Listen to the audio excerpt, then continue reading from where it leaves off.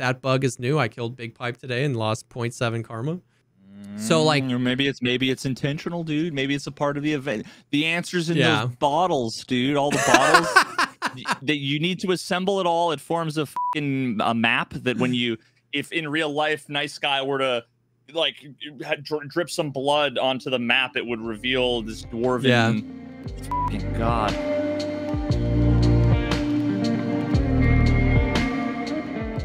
What's up, everybody? Welcome to the podcast. I saw, dude, the last message in chat was Jesse's gonna laugh.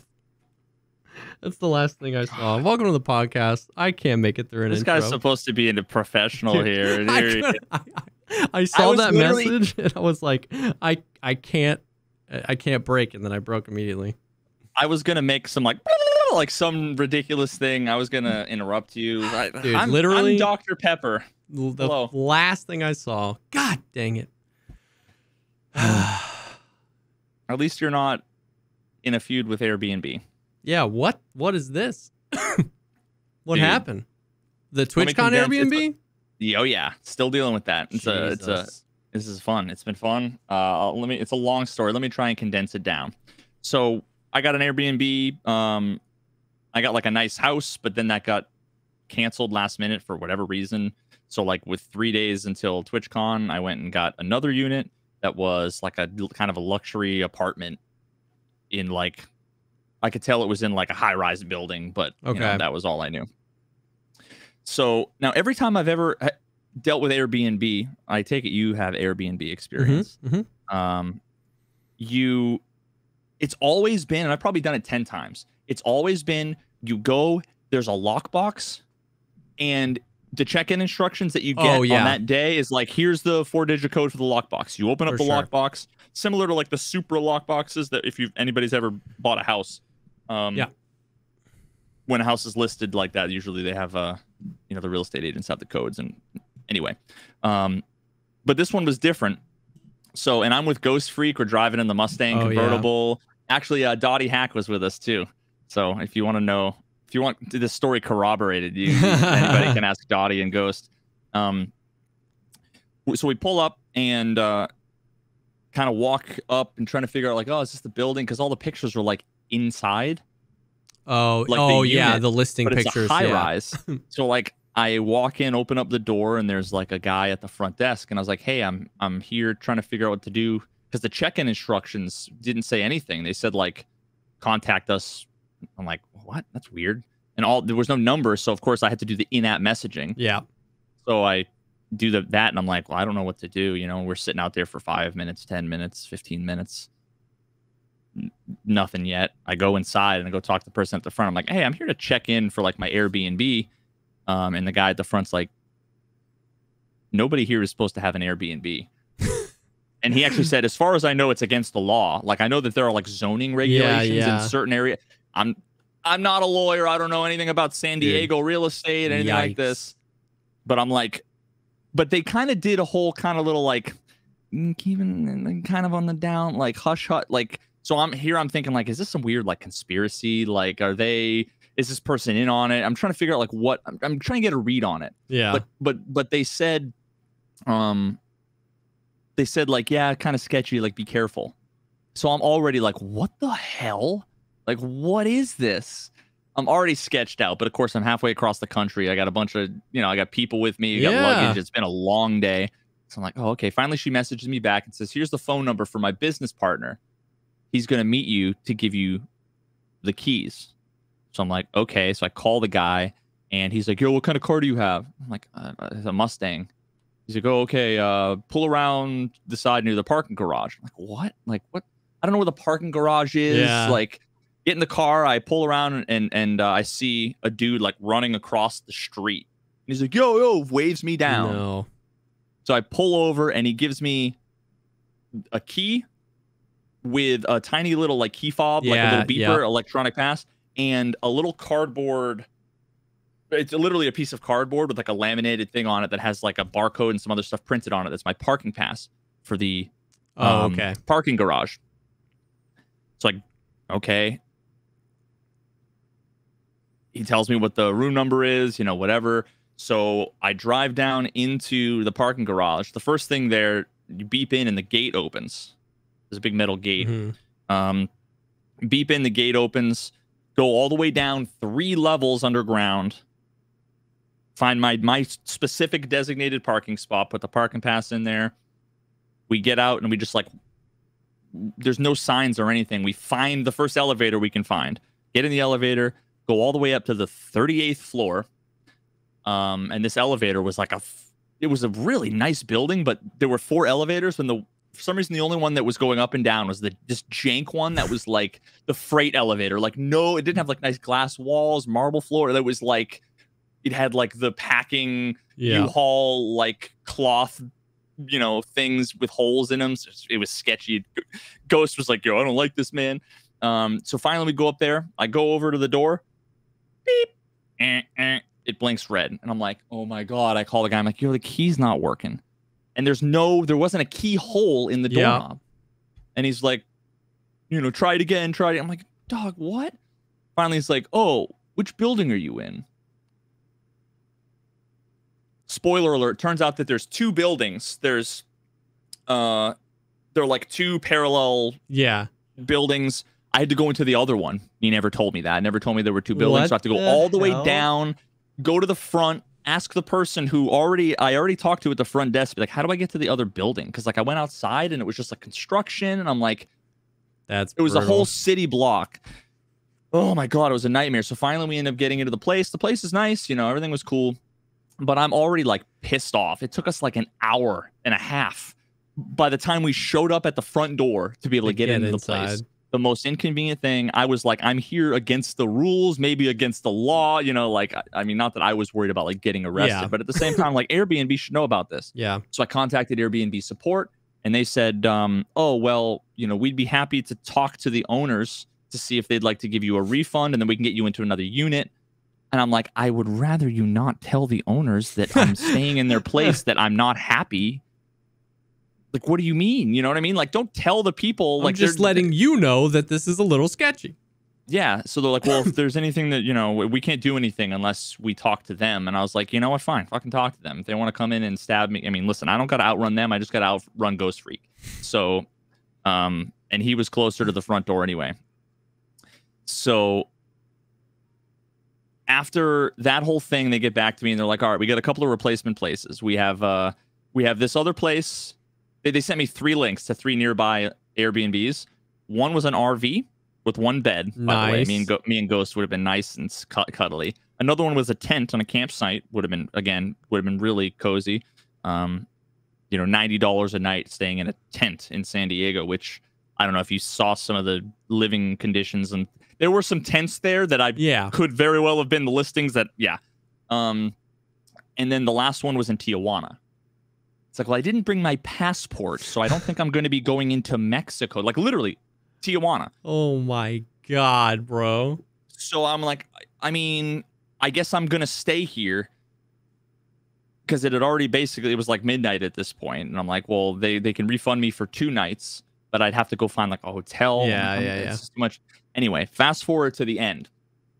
Now, you need that electronic keypad, key thing to use the elevator. Now, there's one bit of this. I take credit for one part of this, but I still think that doesn't justify everything else. Yeah. Well, actually, you know what? I'll say it at the end because some people might be with me until I do the prestige. But so then after we stay there, for the few days, and I'm going to go check out, they say, okay, when you check out, leave the key and the parking pass in the refrigerator. Take a picture to let us know, so you don't have a fee for like the lost, keys or whatever. And then like let us know and you're all good. And I'm like, weirdest shit ever, but okay. Okay. Now, first of all, this door, it only had a deadbolt. So there's no way to lock the door when you leave. Oh. I would need to leave the keys in the refrigerator and then leave the door unlocked, which already made me feel uncomfortable. Because I'm like, what if somebody just walks in here? I don't want to be liable for this. Yeah. I already told them, I'm like, yo, your situation's completely fucked. And, you know, like, but it makes sense that they can't have a lockbox. Yep.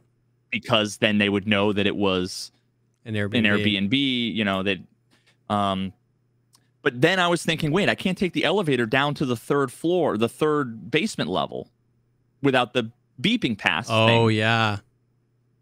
So I'm like, what? Are you kidding me? So I'm trying to figure out, and at this point, Ghost Freak had already left. Okay. I had taken him to the airport at like 4 a.m. or something. He got my ass out of bed. I'm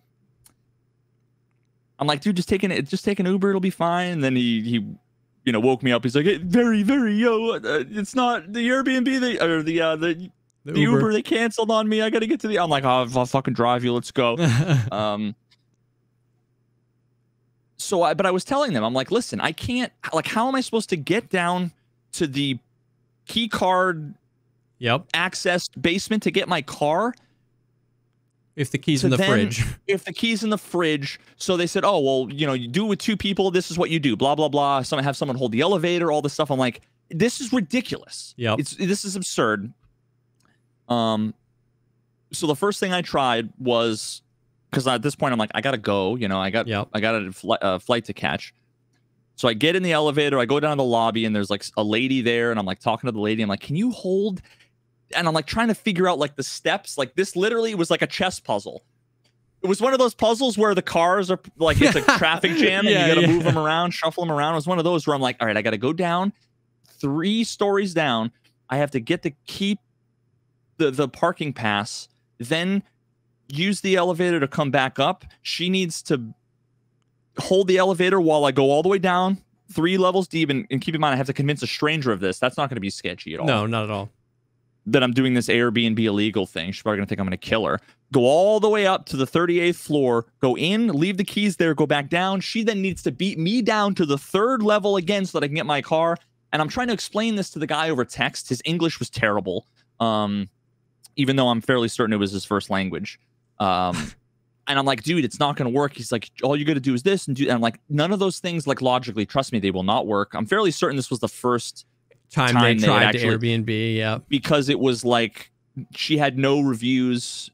I only chose it because it was the last one last minute, but it didn't have any reviews on this particular listing, and there weren't really a lot of pictures and stuff. And everything had plastic on it. It literally looked like an IKEA showroom, you know? So after talking with the lady and then, you know, in the lobby trying to convince all this stuff, I'm like, this is absurd. Another lady at the front desk is really nice, like middle-aged woman. She was like, can I help you? And I'm like, let me explain the whole story to you. Have to explain it to her. And she's like, well, listen, why don't you leave the key in the past with me? I can get you down to the basement, get your car, get you out of here. You know, it'll be fine.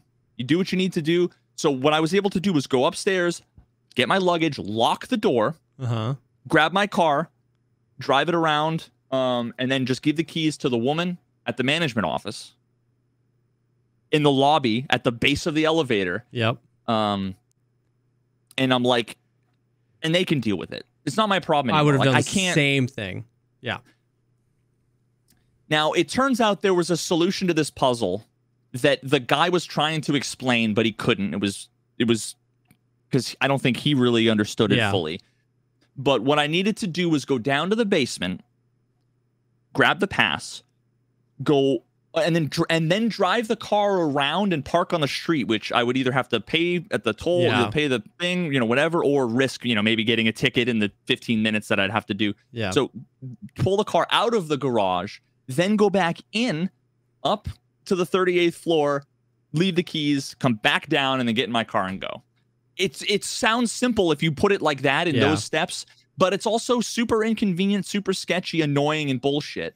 And I was going back and forth with the guy trying to, and here's the thing. I didn't know that you could take, and it makes sense. If anybody's lived in the city, I'm sure will think this is obvious. But to me, I've never lived in any high-rise building. So the idea that you could get to the lobby without the electronic beeper for like fire hazard reasons, it just never occurred to me.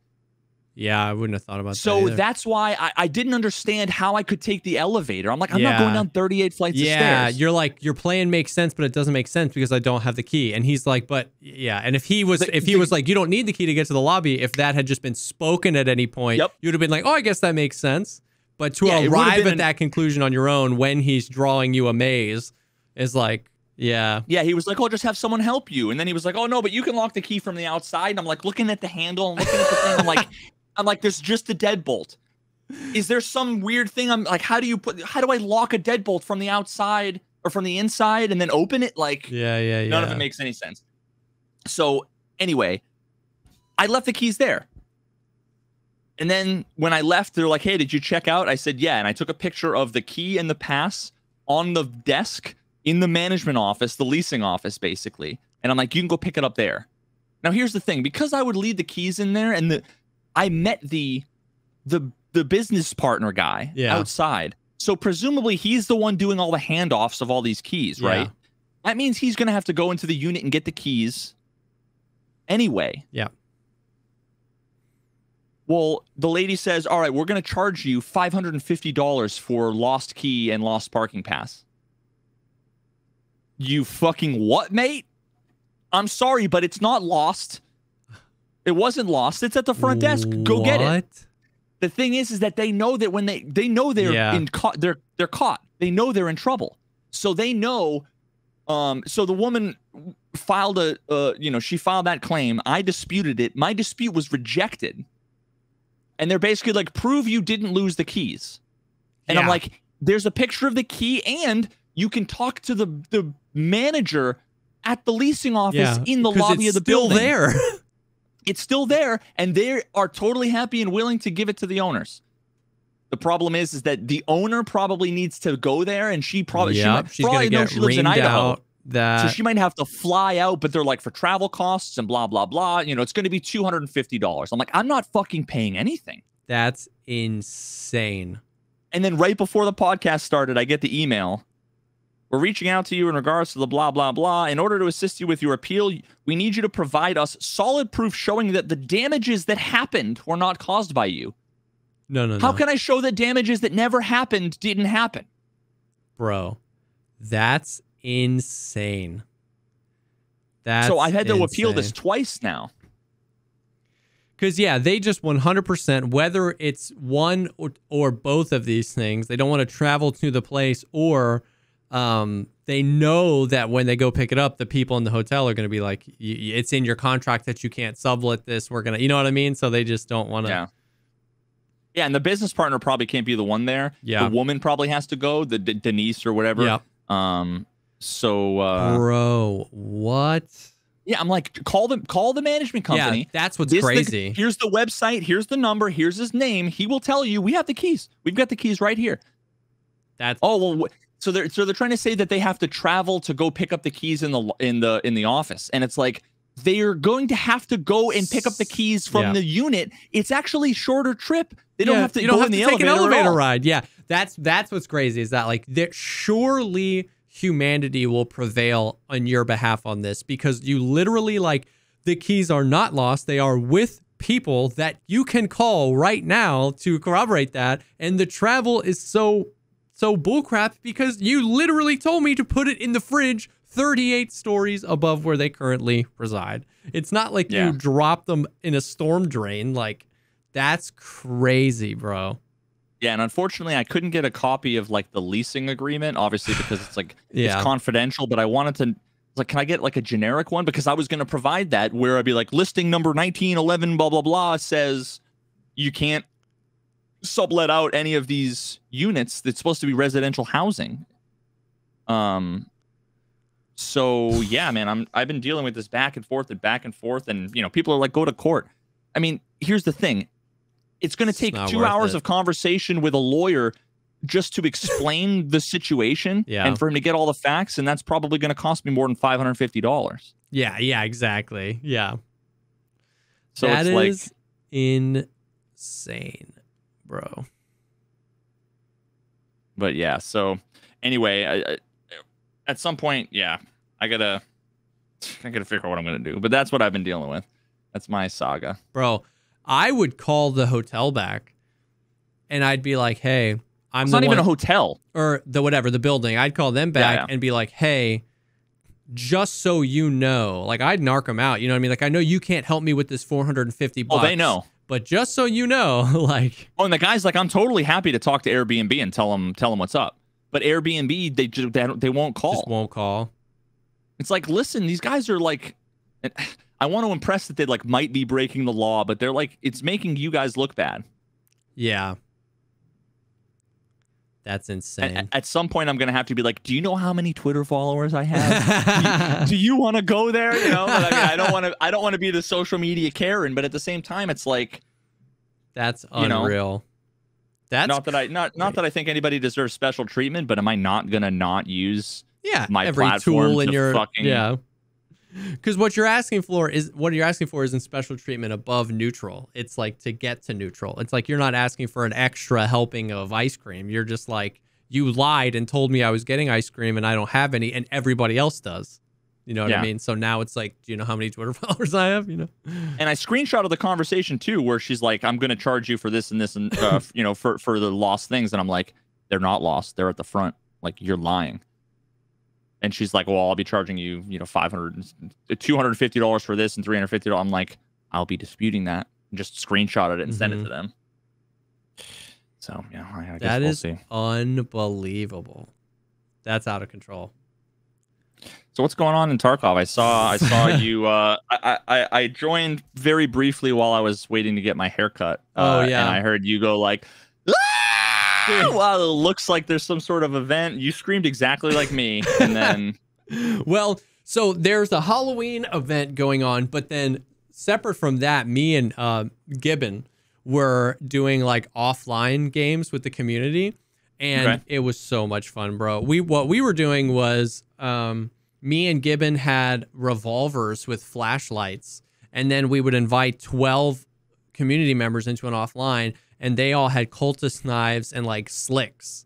And we would like, basically he would shoot up a red flare and then they would just try and swarm us. And so it was crazy because like, just like we'd hear bushes and turn around just a flashlight. We were doing night raids, complete night raids. And then like they were wearing all the like masks, like the Mike Myers masks and stuff like that. And it was like, wait, so those weren't bots? No, those were that was the community that we were like. I thought that was the event. Yeah, I was all excited to hear that they added like 1 million cultists with Mike Myers masks running around. That would have been sick. But honestly, it was better. Like, that's what I'm saying. Like we'll talk about you made your own event. Yeah, we'll talk about the event, but like this is exactly what I had always said about like the cultists would be so much more fun if they tried to knife you. And it was like, it was just insane because they would be like over VoIP, like, and they were just like through the bushes, and you'd be like, oh, and then they started to get really smart. Dude, yes. They were getting really smart because they wouldn't push us because they know we would win. So they would like swipe, and then they would like close the door behind them. And so like we would have to go open the door, and then they would try and like, so dude, it was just it was so fun. It was so funny. Wait, they pulled the Leonidas and the hot gates on you? Yeah, basically. They had you. Oh my God. And then the last one we did was like, you know, the new area on Lighthouse. You can like go all the way up and like stand over on the rock and like look over the bridge to the Lighthouse expansion. I've never seen the new area. So basically, you like walk across the bridge, and then there's some buildings, and then you go up like a hill, and then the lighthouse is on the right, and you can circle and do a horseshoe and stand up on a group of rocks where you can see the buildings below, and you can see the bridge all the way out to the rest of Lighthouse. So me and Gibbon stood up there. We threw like 33 smoke grenades along the bridge. And then Gibbon shot a red flare, and all of them just funneled down the bridge. And we were trying to like snipe them with the revolver, and then they made it in, and they were just like crawling. Like Left 4 Dead, it was insane because they all split, and they were like, one was like wrapping around a building, and they were crawling up the rocks, and we were like trying to like shoot them. It was legitimately so fun. Gibbon was like, Jesse, I've literally never had more fun playing Escape from Tarkov. Like, the offline is so fun, and it was just so perfect because they were all wearing the jack-o'-lantern masks or the Mike Myers masks, and like, we were all getting poisoned because they were swiping at us. And like the cultist knife does the perfect amount of damage where if you get hit with the cultist knife, you get like sick, but you can't like accidentally one-shot someone with a cultist knife. So they had to keep hitting us so we could get hit and run away. And like, I was like popping ETGs and like, you were using the revolver. It was so much fun watching you with the revolver because it's like, it's hard to one tap somebody when they're zigzagging, so swiping hard. at you and it's dark. And that's why they were wearing slicks and Zabralos and stuff. So we had to hit him in the head to take him down quick. And so it was like literally perfect. Like it was so much fun. Dude, so that was what you hopped into. I was like, me and Given were like fighting for our lives. That was super fun. But the Halloween event, it's really interesting. There's so many things happening, and like they're not related at all. It's just like a bunch of tiny little changes that were made. So like you've got like the jack-o'-lantern like helmets back, right? And then you have these, you can actually find these little pumpkins where food spawns, and they're like little pumpkin, I don't know, things. And then you have to containers. Yes, and you have to take them back to your stash, and you can open them, and then they have like food in them. And so like, they're like little loot. Yeah, they're like little lunch boxes. Yeah, little lunch boxes. Yeah, and they're like they're like ammo boxes. You unpack back at the stash. Is there a Capri Sun? I wish. Well, there's like keep talking. I'm pulling the stream up. I just realized I have to feed my cat. I can't let her wait 2 hours. Oh, I understand. But keep talking. I'm listening. I can't just chat. How are you guys doing? We'll just hang with chat, and I'll cut this out of the podcast. Poor Suz. Well, see you guys later. Let's do an I Spy game. Let's play I Spy with Veritas's office. Static Water, don't judge my LaCroix. Hashtag not sponsored. Not yet. I would love a LaCroix sponsorship. Fuck. Listen, I understand. I realized that. I mean, my wife worked from the office today, and she does it like once a week. And normally she sets like the feeder, automatic feeder. And I remember that she didn't this time, and then it's been an hour. Yeah, I can just like see like Veritas like full sprints upstairs, grabs a bag of cat food, takes a knife, just cuts along it. It spills everywhere. He runs back downstairs. It's just like a mess. Just leave the bag there, like she'll figure it out. Yeah. I'd go up there, and my cat would be dead, and all of the food would be gone. The cat would be the size of the food bag. All right, so it's got the Lunchables, the Halloween Lunchables that have like sugar and Slickers and like juice. Tiny little bunch of crunch and dude, I wish. And then they changed a bunch of like the food items. So like a lot of the juices and drinks and foods will give you like stuff. So like plus health or plus strength or plus whatever. Which is like whatever. And that's actually honestly been more inconvenient because I'll go in my stash and I'll drink a juice to fill my hydration, but it doesn't give you hydration anymore. It just gives you plus 6 levels to health. But I'm in my stash, so I don't need plus 6 levels to health. I need 30 hydration. Yeah. Do you ever? Okay. I don't want to interrupt. No. If you were going somewhere with that, but that's always something that whenever we talk about stims, how I like never use stims because or at least like most of the stims. Yeah. I'll use the Propital, the ETG, yeah. But like all of the other ones, the like not 4 common ones, right? Propital, ETG, like SJ6, and Mule are basically the only 4 I ever really used. Yeah. I just feel like all of those buffs, like +5 to strength or whatever. Yeah, it's like to me, it's not only is it meaningless. From the sense that like, yeah, I don't know what it means. Like what what does it ultimately mean? And how much faster will I run? Exactly. Does that put me over some threshold where it adds 10 more pounds to my carry? You know, if it was like plus 50 to your max carry weight, then I would be like, oh, okay, now I know what that means, right? But instead, it's some nebulous modifier to the strength level that I don't even know what the strength level is. Yeah. I would say that like as we've played more and more of them have become viable for use, but still about like 40 to 50% of them sit there. Like there's the SJ1, which is the pink one, which is like +20 strength, +15 endurance, plus something else. And it's like, I'm not going to take that over an SJ6 for stamina, and I'm not going to take that over a mule for carry weight. So it just kind of like sits in the middle, and it's like, what is this stim for? And like some like the L1 is like a painkiller, but it doesn't last as long as a Propital, so I'm going to take a Propital. But some of the other ones, like Zagustin, I've been taking a bunch recently. It's the purple one, and what that does is it stops all open bleeds and prevents, I take it for bleeds. Yeah, and prevents new bleeds for 180 seconds. So like keeping that in my secure container when like a scav magnum bucks me and I've got 2 heavy bleeds and 2 light bleeds is like huge. The 3BTG, when compared, you know how like on Shoreline you can spawn on the external side of the blue fence, basically right at the water, like you're by the pier, like by the little construction zone near the minefield and stuff like that. Like from there, if I take an SJ6 and a 3BTG, I can run on 1 stamina bar into the first floor of the resort, run up the stairs and get to 222 and unlock the key without ever letting go of shift. What does the 3BTG do again? It's more stamina recovery, and then in addition, guys like some of the Uber Chads have been using 3BTG because it also gives you like plus 30 attention, which you loot containers faster.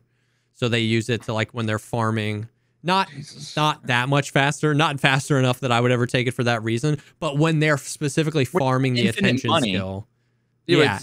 That's the thing. You have infinite money. Have infinite money and you can't afford 300,000 rubles in stims every raid as the cost of doing business. And when your goal is to get max attention, and getting max attention takes 1,400 raids. You got to min exactly max that. If I can spend 50,000 rubles on a 3BTG every raid, and that 1,400 raids goes to 1,100 raids, like 300 raids is a significant amount of time. So it's like you can, over a macro, it's worth it. But I'm never taking a 3BT for the looting speed in a specific raid. I am taking it to pair with. So 3BTG is plus 30 attention perception, plus 10 strength, and then plus 1 stamina recovery. So it's just like, it means it's the stamina, like you can run forever, and then as soon as you stop, it just goes boop, because SJ6 also has like 1.5 stamina recovery, so you end up at like 2.5. But then that's a whole other conversation. Like the metric of stamina recovery is something that the player never sees except in those stims. +1. But +1 to what? What is my stamina recovery? What is it correlated to? Is it correlated to my endurance? Is it correlated to other skills like attention? How much is a lot? Is it 1 out of 100 or is it 1 out of 1? You know what I mean? Is it like binary? So it's like so out of control. But like SJ6 is like plus 1.5 stamina recovery, and 3BT is +1. And what you can stack? Yes. And what you can notice is that, but can you take 2 of the same stim and those don't won't stack? Correct. You'll waste the stim, but 2 different ones. And that's why people like, you'll take Propital and ETG, because ETG is +6 health HP per second and Propital is +1. So now you get +7, but you can't take 2 ETGs and get +12 HP per second. So people kind of stack, and that's why like SJ6 and 3BT, those are really good. Meldonin is really good as well. Meldonin reduces the damage you take to everywhere except for your head, but it also goes crazy on like strength, endurance. Meldonin is increased strength +10, endurance +20, decreases damage you take except for the head by 10%, increases stamina recovery rate. So like all these stims, the Meldonin, the Zagustin, the 3BT, some of them are pretty useful, but there's a lot of them that still end up in like this weird nebulous state. But anyways, so the food, the Halloween event, they changed a lot of the food. I think it is a little useless because like, I mean, I guess like you could take, you might be able to, I don't remember what sugar does right now, but in theory you could bring a sugar, and because it has 70 durability, you could like eat 5 at the beginning of the raid and then 5 a little bit later and 5 if it's giving you strength or whatever. But I don't think anybody in the game today is min-maxing anything in relation to the food. I think it's just annoying people that they're dehydrated and they drink a juice and it doesn't do anything for them except give them 6 health or whatever it is. And so it's like, but so so how do you get hydration? Is it only water? Water bottles, Aquamari, and like a few other things. That's actually fucking terrible. Yeah. Isn't there like a limit too on the water bottles? Yeah, like you can only buy 5. But you can buy them on the flea market. Yeah. And Aquamari's on the flea market. I just remember when I was playing, you know, around level 20 something a couple weeks back, just like you get 2 raids before you're basically completely zeroed out on either one or the other. Oh, milk is also hydration. Milk and pineapple juice. Oh yeah, that's another thing. Like we could talk about stims forever, but like, so like this dude has been a legend in answering every question. Sugar currently gives you +5 to intellect and +5 max stamina. So like, just to like camp out on the stim conversation a little bit, and it's not even stims, it's the underlying systems the player doesn't get. What does the player get in regards to how long you can run and stamina? The endurance soft skill, right? You can read the about of the endurance soft skill in game, and then as you level it up, you can see what it's like, you know, +5 to your this or +5 to that. Okay. But then like the stims will be like +10 max stamina. +10 max stamina is not +10 endurance levels. It's based on your endurance level. You have a numeric value of how much your stamina is. That numeric value is not shown to you, but if you take this stim, it adds 10 to that numeric value. So once again, is that +10 on 1,000? So now it's 1,010? I thought it was +10 on the level. No, there are different ones. So there are stims that increase your endurance level. There are stims that increase your max stamina, and there are stims that increase your stamina recovery. But none of those things are defined. So it's like +10 to max stamina. Is that significant? Was it 10 before and now it's 20? Or was it 100 before and now it's 110? +1 to stamina recovery. Was my stamina recovery 3 or was it 13? It's so... And I love the stims so much. The stims are one of my favorite things that they've added that is like an RPG element to the game. You know what I mean? Like you could, like in The Witcher, you could like dress your blade in a certain like poison and go like it feels very RPG. I love it. But I do think it could be simplified a little bit, or at least the things that these stims do are more clearly defined in other places, because there are so many things related to stamina that they do. And we're basically like, I kind of have an understanding of it because I've probably spent, I am not exaggerating, I've probably spent 7 or 8 million rubles on stims this wipe. Like this is the wipe that I've just been like, I basically float at 40 million. Last wipe I had like 86 million. I'm just like spending more money this wipe. I'll spend, today I was buying ETGs every raid because I was taking them almost every raid for 180,000 rubles. Because everyone's buying them for the event. You know what I mean? So it's like, it's just so, it's so funny. So you're talking about like the RPG elements though. Like here's the thing. In RPG games, I know the G was redundant there. In RPG games, like though the customizability and the little tweaks and modifiers to all of those things, the only reason why they are good in those contexts is because it allows the player like freedom to make decisions about what they value, because there's almost always a trade-off, and to be able to customize their character or their build or their loadout in a way that's like meaningful. Very often it tends to be like decisions sort of for the long term, although that's probably not super important. But like, yeah, I mean, this is one of those things like in theory, in principle, giving people the ability to choose and customize things and to get like buffs and debuffs to things. That idea conceptually is amazing. It's just implementation wise, what we end up with is a bunch of stims that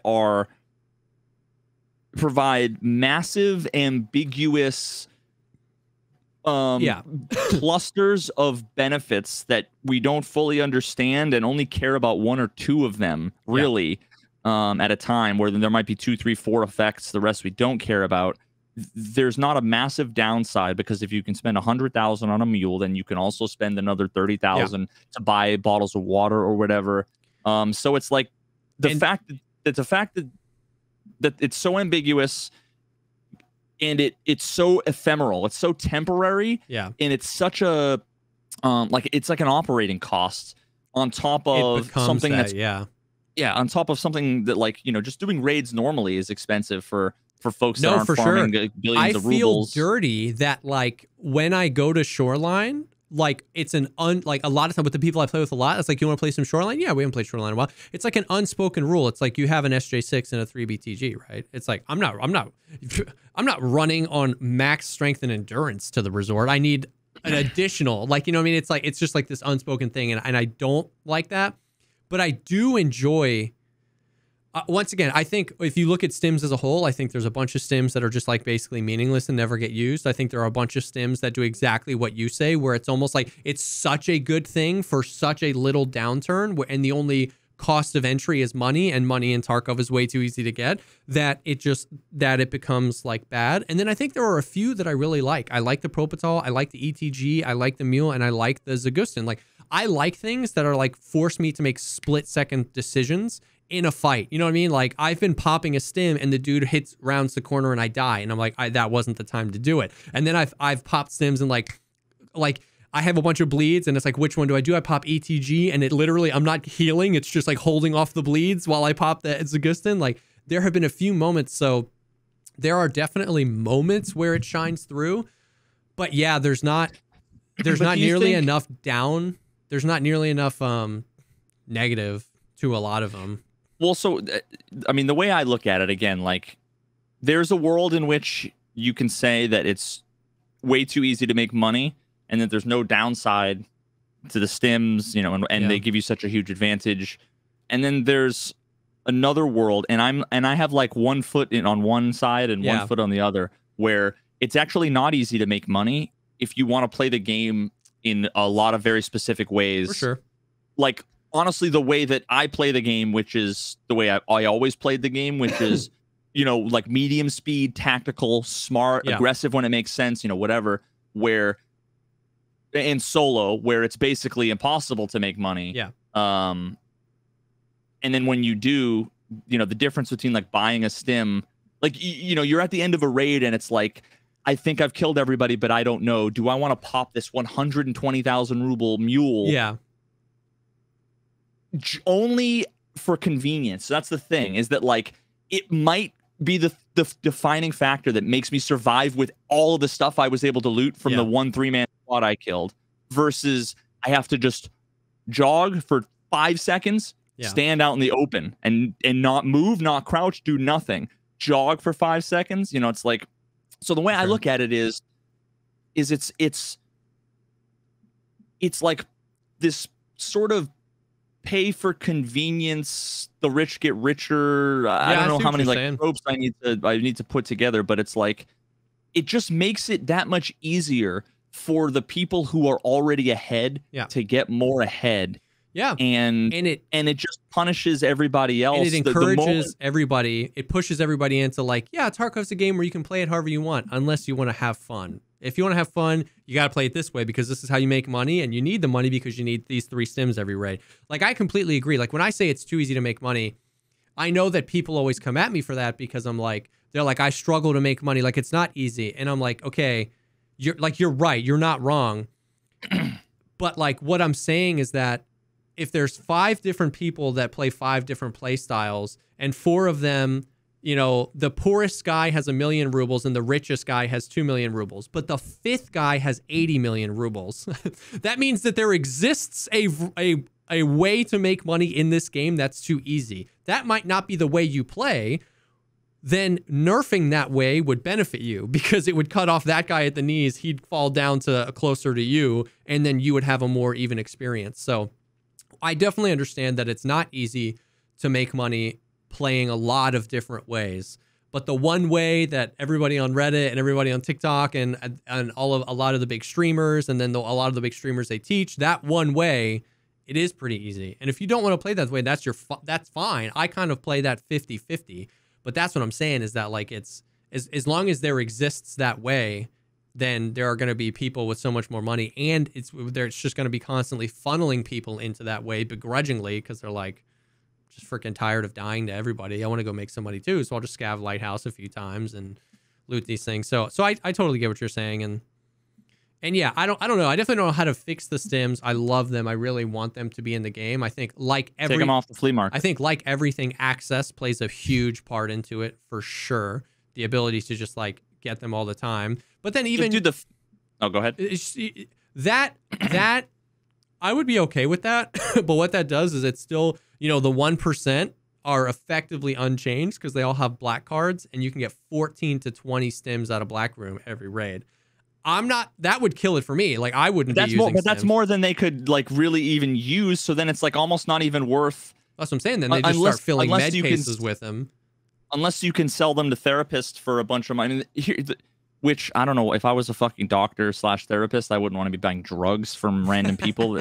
But like, you know, yeah, that's just a nitpick. But and to me, it makes sense that again, this comes back to the whole civilian flea. The flea market should be like the flea markets we have today in the United States, where you go there and it's junk.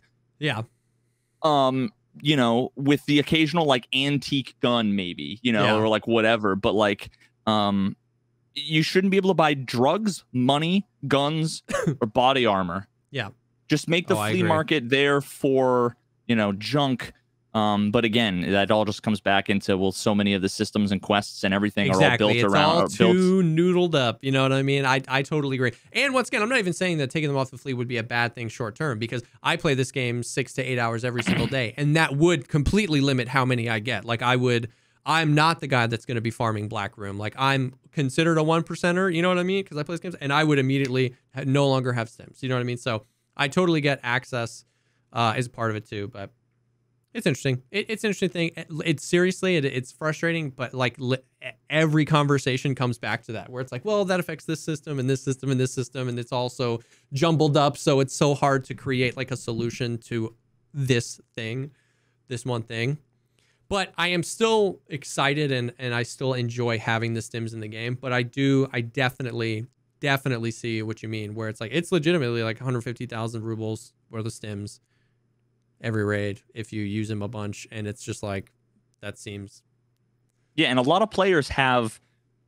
I think like this wipe was probably, just because I played so little, you know, I think I have 110 raids or something, probably like the closest. And I'm out of practice, so it's probably the closest I've come in a long, you know, maybe 3 or 4 years to like the average player. Yeah. Now, granted, I know there are, you know, like going to be like the simultaneous self-deprecating, oh, I'm just a casual and I'm dog shit, while also kind of alluding to the fact that they're like these Giga Chad, Uber Brain, whatever, without mentioning that they play at obscure times on a single server and do nighttime raids and avoid all combat and whatever. And they might have 50 million rubles, but I feel like the average inventory is probably similar to mine, where it's filled with a bunch of junk. Yeah. Maybe 1 million rubles, and maybe like 3 or 4 guns. Yeah. A few, like a bunch of sets of body armor, half of which you're saving for quests like the Gazelles, and maybe some slicks that you don't even want to wear because you're still using PS 762, and you know you don't have any mods to guns because you've got level 3 traders or level 2 traders. Yeah. And see, the thing is that like 1 million rubles and a couple of guns, that's 3 raids. Easy, you're out of everything. Yeah. So like in what universe are you going to also then want to take the one Zagustin and SJ6 and whatever in, because all those are you going to be able to get out? This is going to make it a little bit quicker and a little bit less, you know, inconvenient for you to get out if you're lucky enough to actually loot shit, survive, and make your way to the exfil. Yeah. But then what happens when you finally are like, I got a full backpack, let's go. You pop the stim, and then you get exit camped, you know, or whatever, and it's like, well, now you just lost another 100,000 rubles on top of everything you built. That's now, it'll go from 4 raids worth of money and gear to 2 raids. Yeah. All because of the stims for convenience purposes. And it's like, ugh. Yeah. Ugh. I feel you. I mean, I feel like if we didn't have immediate and unlimited access to them, and if some of them had more negative side effects, it would be more situationally choosing. You know what I mean? Like this is a really important fight to me because maybe you've killed 3 of a 4-man or 4 of a 5-man, and you're like struggling to get this last guy. Then you might say that I'm risking it all. I really want this loot. Or you find a quest item or something like, and there's always a pro and a con to it. Cause right now there's not really the debuffs aren't that strong, and there's food and water everywhere in Tarkov. You know what I mean? So it's like, but see, the problem there is that because the benefits are they're convenience things in many ways. Sometimes they'll save your life, you know, but a lot of, I would say, other than the, you know, the green stem and the purple stem are the ones that are going to like save your life for, you know, just because they heal so fast. Propital is generally like a, do you want to sit for 5 minutes and heal everything up manually with 19 clicks and drags, or do you just want it to heal while you're looting? You know, it's again, it's a convenience thing. But the question is, like, are those benefits for most of the stims most of the time, are they really that good that if they were to then add downsides, then it's like, well, now there's no point in even having them or using them. So it would almost, I think so. I think so. It's one of those things, like, I don't know how they can balance and I totally in a way that understand makes them meaningful. There definitely is a tipping point where you tip to the other side and you're like, it's not worth taking this. You know what I mean? Because of the downsides. But what I'm saying is, I think so much of them are convenience based because of how the access we have to them. If I only came across like an SJ6 every once in a while, if I only found them in raid, well, then I wouldn't use them as, oh, I spawned here and I want to get to resort. I would use them as, I'm heavy and I know that there's still a guy around here. So I'm going to pop it now so that I can like max out my sprint away from resort if I have a quest item. You know what I mean? So like a lot of the ones that are convenience based become survival based if you know you can't just get them whenever you want. You know what I mean? Like, I would use them in more survival based situations, and stamina recovery, how much weight I can carry, how fast I heal, if I'm going to get bleeds. A lot of them are painkillers. A lot of these things would be used in the context of survival more if there wasn't just in the back of my head, it's like, I just can buy 3 more after this raid. Yeah. I mean, but it is I think hard. Overcast in chat just said probably the he encapsulated it well. I think he said most stims seem to just counter annoying or poorly designed systems rather than actually being cool. All the stims are, do you want to not have to deal with the shitty weight and endurance system? Yeah. There you go. The terrible stamina. Do you not want to have to deal with the cumbersome healing system and how the healing priority on the hotkeyed items is generally dog shit and will most of the time get you killed in a lot of situations? And it's very true. You know, so I mean, to me, that's actually a better way of kind of explaining the underlying like eye roll, I guess, with how the stims work, because it's I wish that it's almost like the systems, you know, the game without the shitty systems is like, you know, at a neutral level. They add the systems, it brings it down to like -20 for everybody. Yeah. And then the stims and the skills and the quick progression of the Giga Chads brings them up to +20. Everybody else is sitting at -20. Yeah. So it's just, again, it's more like work and annoyingness. It's not hardcore and realistic. It's just inconvenient. And I think that's probably like if if they got, you know, properly designed endurance and how the stamina and everything worked and how the weight system and everything worked, well, then they could probably make the stims be more interesting and give you, you know, because then it's not they don't bring you up to like a baseline of playability with some other benefits. You know, then it's like they give you some benefits, you know, with some trade-offs that you have to I think that's a really good way to put it. I see the potential of the stims as like a really cool way to like enhance combat and situational decision making, but I think that as they stand right now, that's probably the best way I've ever heard it put, that the way they're utilized right now, whether that's because of any 7 reasons, the way they're utilized right now is mostly just to avoid really annoying game mechanics. Yeah. That it would just be easier to not require players to spend 200,000 rubles per raid and just remove the annoying game mechanics. And then you could create a system with the stims on top of that that's more fun. I think I actually really agree with that. So the Halloween event, they changed some food, but it doesn't really do anything. I have gotten like confirmation from several people, including my mods, that have tested this, but I still don't know exactly. how and under what circumstances, but currently scav karma is just like gone. Like you can just shoot player scavs whenever you want. Shoot scavs and you're fine. No karma loss. That's like is that a bug? Is it a part of the event? No one knows. No one knows, but it seems like it's part of the event. It's just like this Halloween free-for-all where you can just kill people and not be. Now there is a bug where if you kill the rogue bosses, the new rogue bosses that nobody can ever find, that are really hard to kill, that have really cool loot, that's super busted up, if you get so lucky to find them on a scav raid, if you kill them, you do lose karma, and you're not supposed to because they're not scavs, they're rogues. They're raiders, right? Like they're USECs. So like you can kill raiders and you can kill rogues and not lose karma. And up until like 3 days ago, you could kill the rogue bosses and not lose karma. But that bug is new. I killed Big Pipe today and lost 0.7 karma.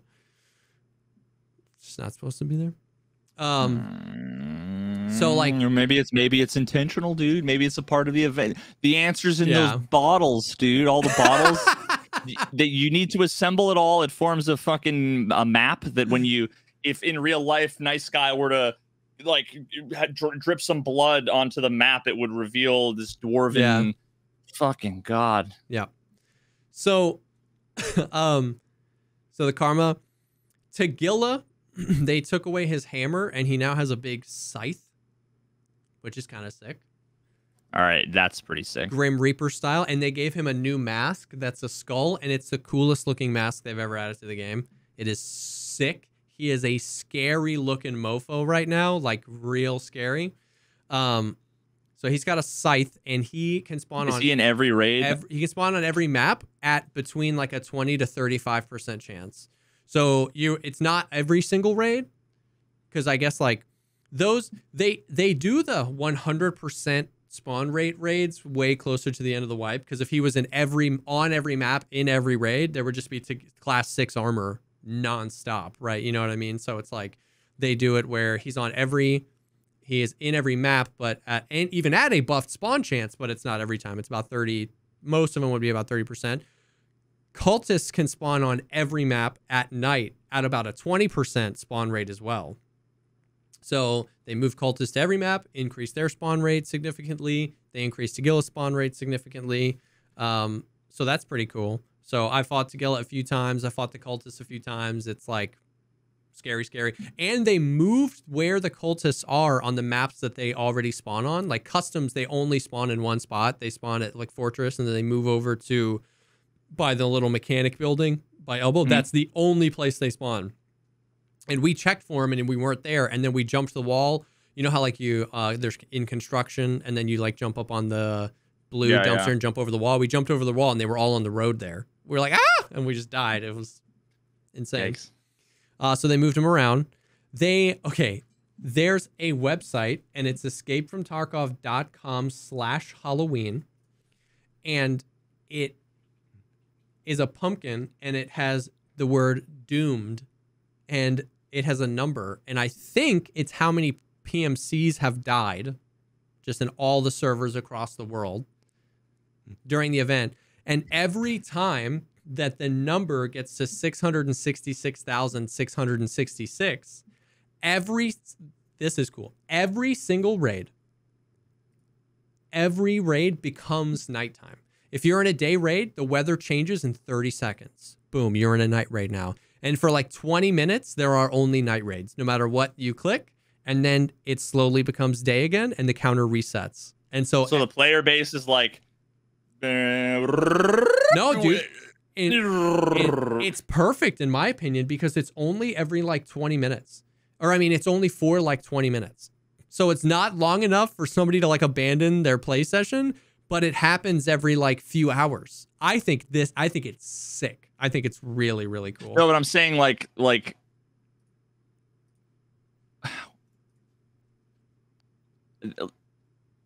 I'm trying to figure out.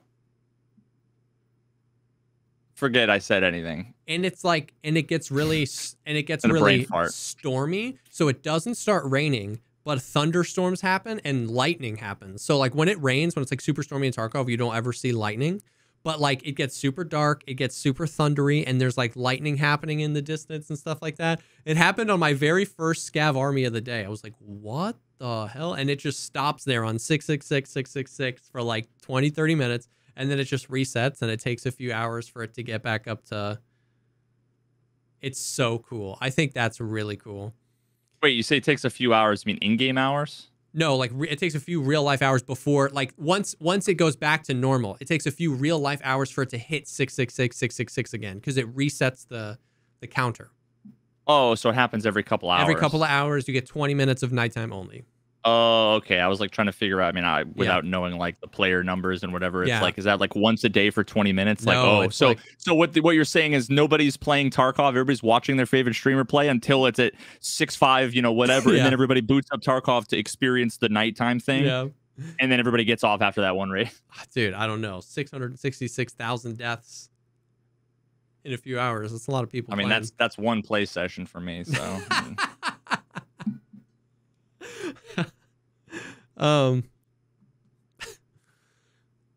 Oh, this was interesting. We thought it was okay.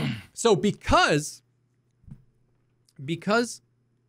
none of these things get explained to the player, and because none of these things are related to each other, bug reports. We thought this was a part of the event, but it was a bug.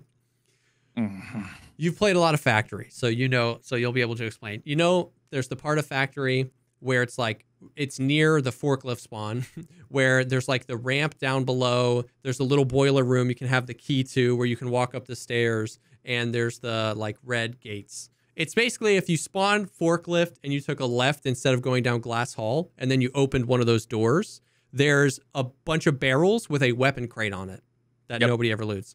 That weapon crate. I loot that all the time. That's like, yeah. All day today until they just fixed it. That weapon crate was an airdrop. It was a huge, every single time. It literally said airdrop common supply crate at the top. Every raid. And we all thought it was part of the event. Dude, I would love that. I'd be farming Factory. If I had known, I would have played Tarkov. They fixed it. I thought dude, I love how every good thing in Tarkov is a fucking accident. Bro. Free looking while ADSing. Like every good thing. I thought that it was like just a PvP catalyst. Like I thought it was just like come to Factory, get hit by Tagilla and the cultists and all the PvP. Because everybody, like that's where all the PvP happened. Everybody would congregate there and you know, the last man standing would get to loot the damn airdrop. And it was super fun, dude. It was so cool. Now, didn't they nerf the airdrops are though? Dog. They're so bad. The best thing, I looted it like 7 times. The best thing I got out of it was like a pressure gauge. It was so bad. Yeah. But I was farming attention and perception and search. And then they made the hideout. They, you know, spooky. And then they, the traders. Like they did for Christmas. When you go to the trader menu, all of the trader pictures are like zombified, spookified versions of the traders. Which is really cool. And then the therapist looks like fucking Vampire Bella from Dude, Fence's Twilight. Picture actually looks super sick. Actually, wait a minute. I could get behind Bella. Bella? If you know what I mean. I'm one of the I'm a Kristen Stewart. Christ. I'm a Kristen Stewart. What do they say? Stan? Simp. Simp, sure, yeah. Simp. I mean, you Stan call me works. Stan as well. Okay, wait a minute. I just recently had like the epiphany for what that meant, and then I. Okay, wait. Okay. Is that from that Eminem song? Stan or Simp? Yeah. Stan. No, Stan is Stalker and Fan together. Wait, didn't he have a song about Stan? Wasn't that the name of that song where it was like, hey, Slim, I'm your biggest fan, blah, blah, blah. I always thought that's what Stan... Maybe it was. Basically, Chad I had heard... says it is. I don't know. I had heard... Okay, I'm a boomer at heart. Yeah, you didn't listen to Stan when it came out. That's no, I guess I'm not a boomer because I don't know the Eminem song. Oh my god! Wait, you really don't? No. Okay, let me read. I wasn't allowed to listen to Eminem when I was a kid, bro. Come on. Oh my god! I grew up in a wholesome household. Okay. Jesus Christ. Well, I wasn't a child, so so some of the lyrics. Dear Slim, I wrote you, but you ain't calling. I left my cell, my pager, and my home phone at the bottom. I sent 2 letters back in autumn. You must have not got them.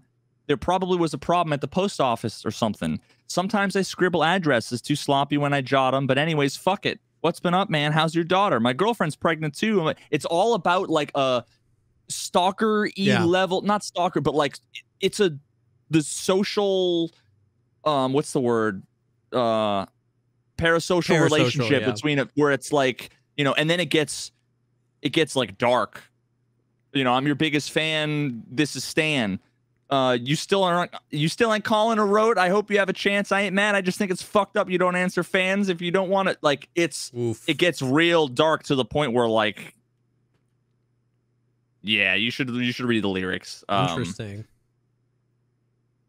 It's yeah, dude. It's pretty deep.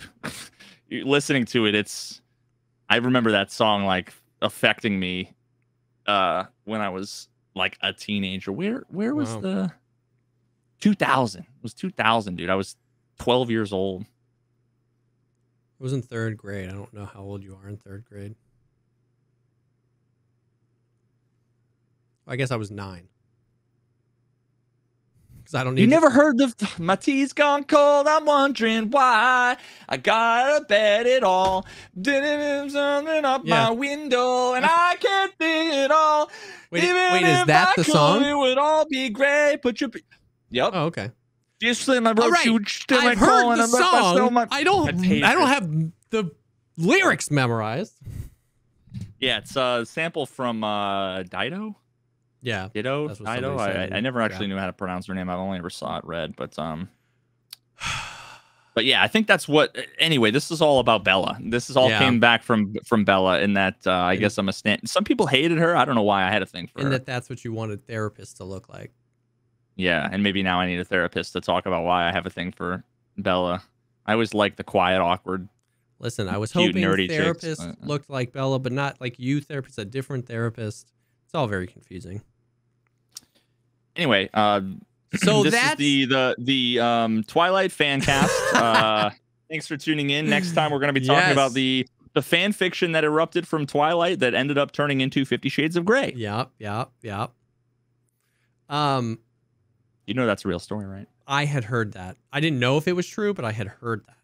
Yeah, you should read the fan fiction. You know what? I think I'm good. And by that I mean Internet Historian. I think one of his videos was. Yeah, Internet Historian does, you know how he does like the reading of they read like either like green text or like people's fan fictions. I actually just watched one where it was like some random kid wrote like a little fan fiction about like Sonic, and it's hilariously cringy. Really? But he got like Emp Lemon, Internet Historian, a bunch of like big names to like be the characters. Oh my! And he does this whole like Photoshop animation, you know, whatever. It's genius. It's genius. Reminds me of the Internet Historian video, the Googling or whatever it was called, of No Man's Sky. The Ingoodening of No Man's Sky. And at the end, like while the credits rolling, he's reading like a fanfic about Sean, the lead developer. Oh, bro, my God. That got like so weird. It got so weird. It got to the point where like every word he was saying was bleeped out, and you're like, this is so cringe. It was hilarious. Yeah, though. Sean, can you yeah, exactly. That's and like, then he touched, and then it was, and he said, "Oh God." And it's just like his Patreon subscribers going by, and it's like a fireplace, and it's just like bleep. Yeah, shit. Dude, well, anyway, he did one about I think it's called My Immortal. I might be mixing up these things, but anyway, listen, I'll make sure I do all my research on 50 Shades of Grey, My Immortal, and Let me fan know. fiction and everything like that before the next episode. I apologize, chat. Yeah. So that's the Halloween event. It's interesting. It's cool because there's like what's weird about it is it just seems like a bunch of things that have nothing to do with each other, just like blah. And there's like no way for the player to like know or understand what's going on unless you're like all over Twitter and Reddit. But that being said, it's a bunch of interesting things and a bunch of weird things. Like the Killa thing or the Tagilla thing is awesome. The Cultist thing is awesome. I think the little Doom site is awesome. I love the aesthetics of the hideout, and they do stuff like that. You go in the hideout, and have you ever gone in the hideout, walked around, gone to the rest space when it's leveled up and watched the TV? It's like the old trailers for Tarkov that play. They cut together some like crazy horror sizzle reel thing of all Tarkov assets, including like the weird dude that's supposed to be with the Lightkeeper with like the antler stuff. Like it's super creepy and it's cool. So like that team, the like art and design team, has always been next level. But like that stuff's really cool. The trader stuff is really cool. The pumpkin heads have always been like a staple fun thing on the Halloween because you can see the scabs through the fog and then you can, wear them. Me and Gibbon were like, it was like 7 of, we would invite a bunch of people and just go try and hatchet other PMCs. Like it's a lot of fun stuff. And then you get a lot of like interesting stuff where like they change the food and nobody really knows why. Oh, this was the other thing we didn't talk about. Every single raid, when you spawn in, you're assigned a random buff and debuff.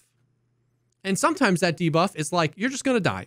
You know what I mean? Like you're like, you have the toxin or like on your scav raid. If you don't have a bandage to stop a light bleed or a heavy bleed, you just like spawn in and you're going to die in 5 minutes. If you can't find a heavy, like a tourniquet. So like stuff like that, it's like, I don't understand. Yeah, I don't understand. Wait, what if the one raid someone goes in with a kitted out gun and a slick and it's like, you're toxin? Yeah. It's like, I would fucking delete the game permanently if that happened to me. So like the Halloween event is definitely way more things than they've ever done for an event and for a Halloween event. More like a sheer by volume of more things. But it's confusing because some of them are just purely visual and are really cool. Some of them are game things that are really cool. Some of them are game things that don't really matter and kind of just frustrate you. And then some of them are game things that feel like frustrating. And then they're all together. And then the game doesn't tell you about any one of them. You just figure it out as you go. And so it's like, I'm confused on the Halloween event because there's parts of it I love. There's parts of it I don't care about. There's parts of it I think are dumb. But it's definitely a lot of things. Could you actually figure it out if you play 3 raids? Or might you just think that something's weird and broken if you're not no, you'd in never Tarkov figure out land? all the things in 3 raids. You know what I mean? No, but like, if you just join a raid and then like something's scuffed, it's not like ha ha ha ha ha. You got screwed by Halloween. You might just think the game is fucking broken. Yeah, every other game like I've ever played, when they do like an event, like you open the game and there's like a splash screen where, you know what I mean? Even just like be on the lookout for spooky endeavors. Then everything you see, you just like attribute it to it. But there is nothing of that. You just like, you're like, oh, my hideout looks differently. Why am I dying in my raid? You know what I mean? Yikes. But like some of the stuff is really cool, and so it's hard because like I know the community is like really getting off on just like beating down BSG and everything they do, and you know me, I stand in the middle. A lot of things I'm like, yeah, dude, give me a club too. I'll beat them down for this. But like some of the stuff I think is cool, and what's funny to me is that I've had so many people in my chat be like, they haven't, like, this event isn't anything. They did so many more things last year. And last year, they just increased the cultist spawn rate and gave everyone pumpkin heads. That was it. And then on Halloween, everybody was tagged and cursed. So, like, yeah. You know what I mean? So, someone came in the chat earlier before the podcast and was like, yo, did you hear about the Halloween event? Or, like, what are your thoughts on it? And I was like, honestly, I haven't. All I saw was 14 seconds of Jesse's gameplay before I got my hair cut. And then, I hadn't seen anything, and then some people were saying it was good, some people were saying it was lame, whatever. And it was like, someone had the comment of, like, people have been begging for more events for so long, and then they do an event and then people are complaining about it. It's like, I mean, it's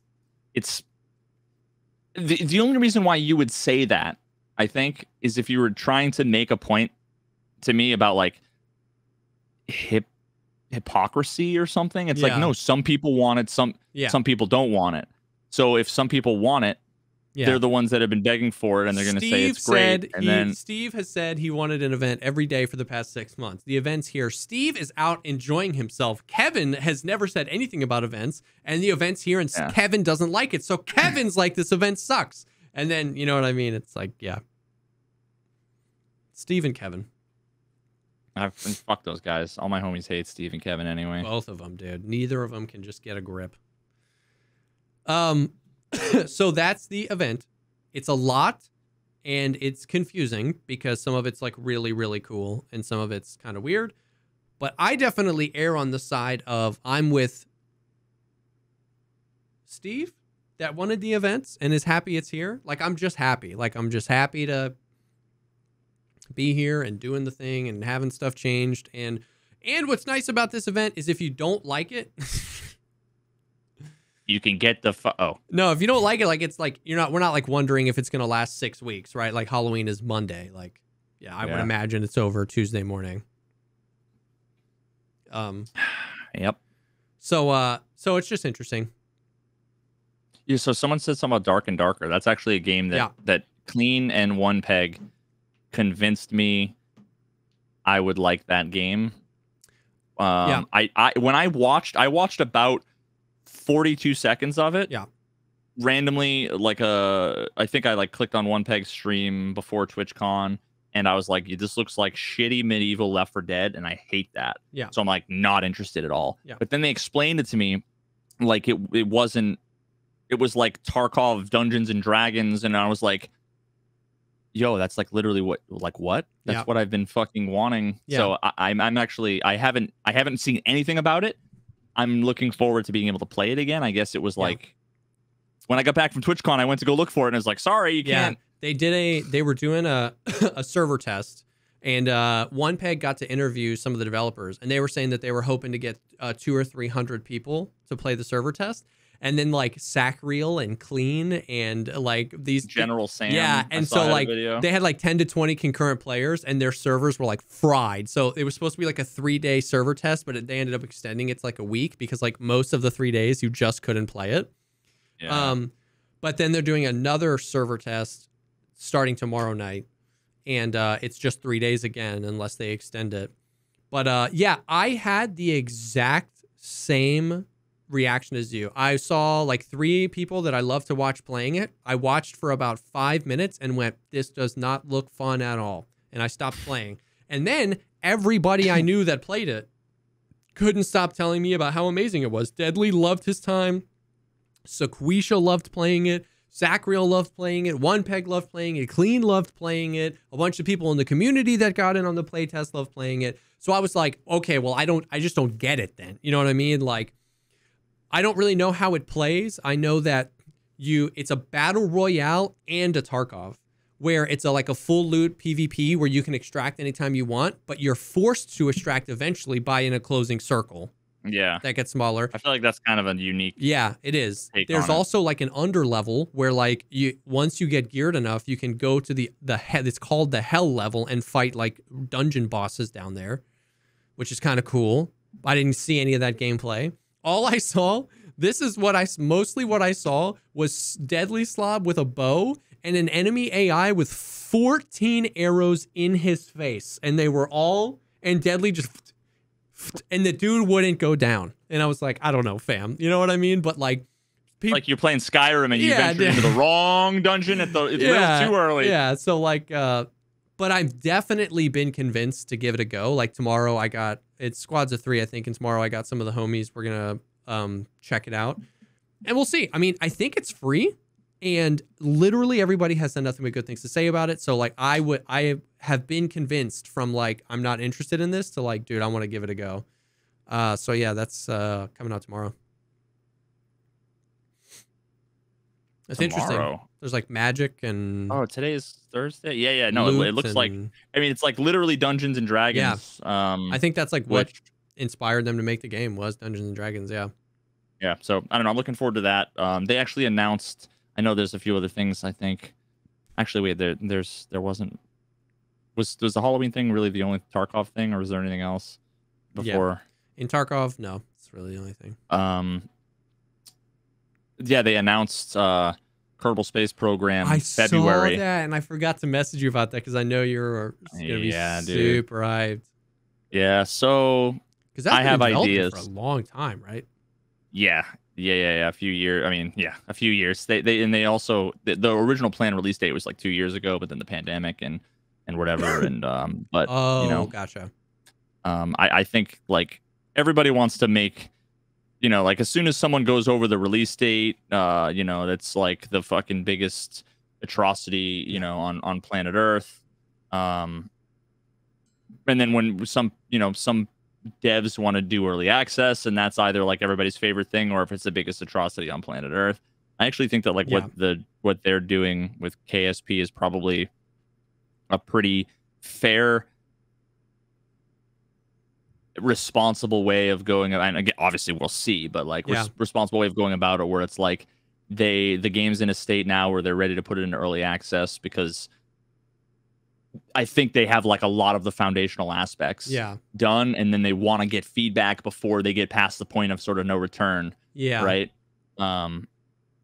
So yeah, we'll see. And one of the cool things in like a little release video that they had was like one of the biggest modders from the KSP modding community they hired, and he like works for them now, and then the guy's like legendary, like they knew him before. So it's like really cool how he was almost like a celebrity when they interviewed him. He's like, yeah, I've done some modding for the game. They're like, oh yeah, what's your handle? And he said their handle, and they were like, yo, like he was one of the best modders. Hired. So it's like, but that's just so awesome that like someone from that community is like working. So then he's also working, I guess, on making developing tools for the community. Yeah. So it's just going to be next level. And one of the things I think I'm really excited for is they've taken.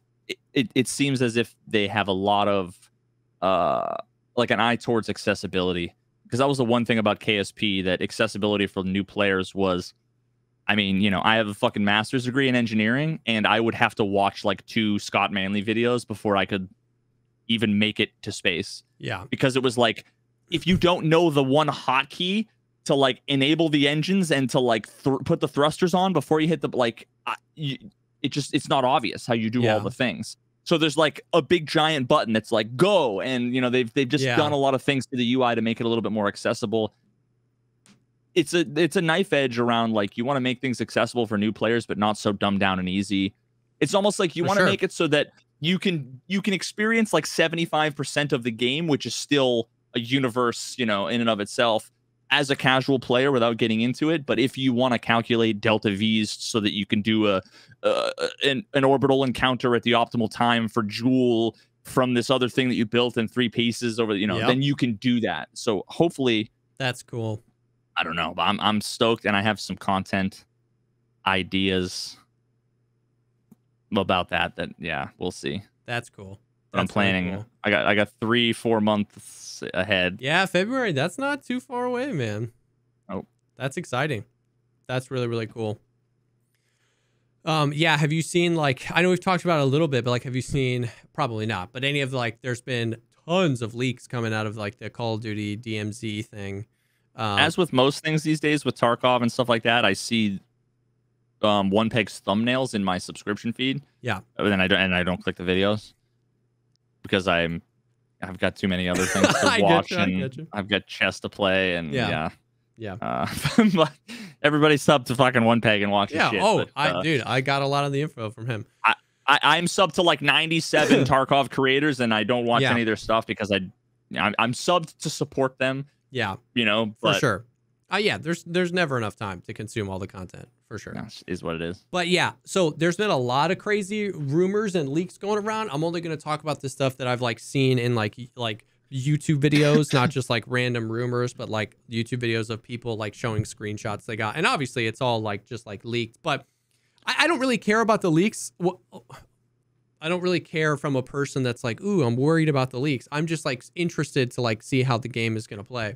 And so it's interesting, like, there's been a lot of stuff like about like crafting and like crafting items. I don't know if that's going to be in or out of the thing. Mm-hmm. There's like a lot of screenshots and stuff of like how the loot is going to be, and like backpacks. Like one of the like screenshots that I saw in a video from a quest. So there's like factions. There's like factions that give you quests, like similar like how traders give you quests in Tarkov. And like one of the quests was like extract with a full backpack.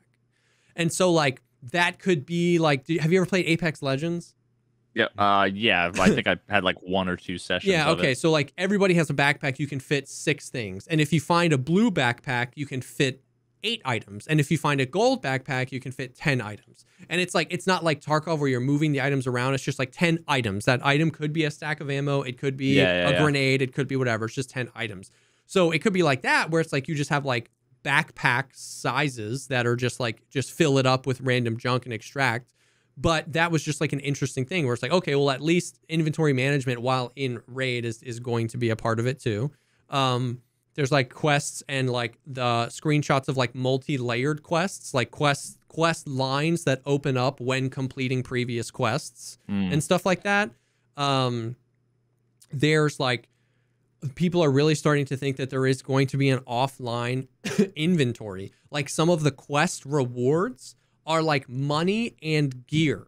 Like there was a quest that was like, when you complete this quest, you get 2 grenades and $4,500. And in a Call of, it's not just going to be like a loadout based. Exactly. System. In a Call of Duty game, how would being rewarded with 2 grenades work? You know what I mean? Unless there was an inventory where you were keeping them, and the loadout you were making when going into your raid is stuff that you have. You know what I mean? Like, yeah, who knows? But like that was just interesting stuff where like quest rewards being actual like gear or consumable items means that there has to be some sort of like inventory or offline inventory. I imagine it being something where like the regular loadouts, like you can always go into a raid with a gun and whatever, you know what I mean? But like if you want to do anything outside of these preset loadouts, you have to actually use your own stuff. Like that's kind of what Tarkov said they were going to do with Arena, right? Where like, I mean, yeah, you know what I mean? So like imagine that, where they just brought that into like the more open world style of things, where it's like you can always pick these 4 things and that's your hatchet run. That's your like low gear, I'm going in my budget run. It's a gun, it's armor, it's whatever.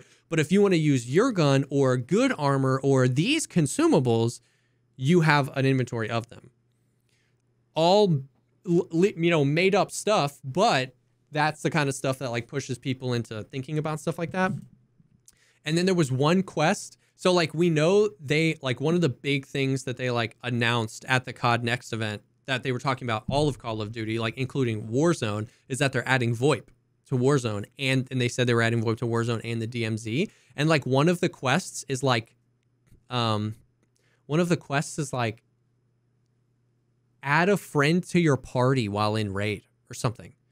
So like you've mentioned before wanting to do that in Tarkov, where like you could assert a handshake, and if they accept it, we're party members now. Well, you got to think COD. There already is a mini map. There already is this stuff. We're not breaking the immersion of Tarkov. Imagine being able to talk to somebody, invite them to a party, they accept, and now you're homies. And like that was a quest that got leaked, and I was like, that's kind of sick, dude. And so like then there's like, I don't know if there was friendly fire in Warzone, but like that would be interesting if accepting that meant that you two could no longer friendly fire, you wouldn't have to worry about them betraying. Or maybe they'll do like half damage friendly fire, or maybe it'll be full hardcore friendly fire. I have no idea, but that was just an interesting thing that it was like that. What they're doing, like they have these things and they're putting them in Warzone too. They're called strongholds, where they're like fortifications throughout the map where there's enemy AI and bosses. And so there are quests that are like kill the boss and extract with his loot. I know. And so it's interesting. So it's going to be AI. There's going to be scav bosses. They're AI bosses. There's going to be PvP. We also know they announced it's going to be played on the Warzone map. And like these Warzone maps are huge. You know what I mean? So it's like effectively open world Tarkov. What we don't know is how long a raid's going to be, if it's going to be like the cycle where it's just a server that's alive for 4, 6, 8 hours and people are spawning in as people are leaving.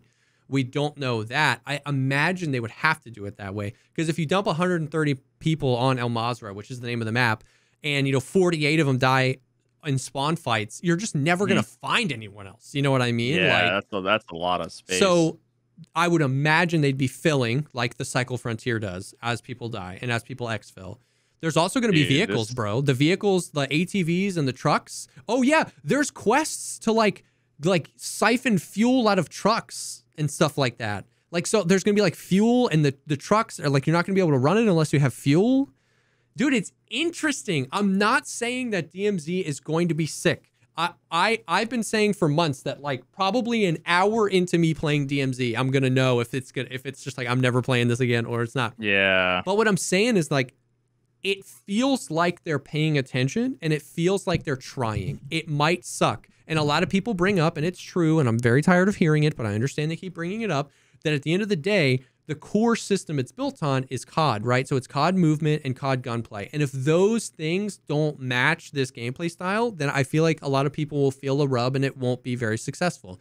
But at least this stuff shows me that they're like paying attention. They're attempting to do something more than just like grab the golden hard drive, which was like the hazard zone in Battlefield. You know what I mean? It's really, really interesting stuff. What I want to know as well is like, everybody's like so, not everybody. I say everybody, and I'm really sorry I said that. The stupid people are so like weirdly butthurt about the whole like, it's just Tarkov or it's going to be nothing like Tarkov. Like nobody cares. There's not like a scale of how much it's like or not like Tarkov that everybody subscribes to. Like a game where you infill with gear, get gear, and extract with gear. I would say, oh, that's kind of like Tarkov, even if it was freaking monsters and aliens and laser guns. Like I'd be like, oh, that's kind of like how Tarkov is. You know what I mean? But yeah. So it's like every game is 2 games. Exactly. Name a game. Pick a random game right now. Destiny. Destiny is Halo meets World of Warcraft. World of Warcraft. Yeah. Right. It's Marauders. Yes.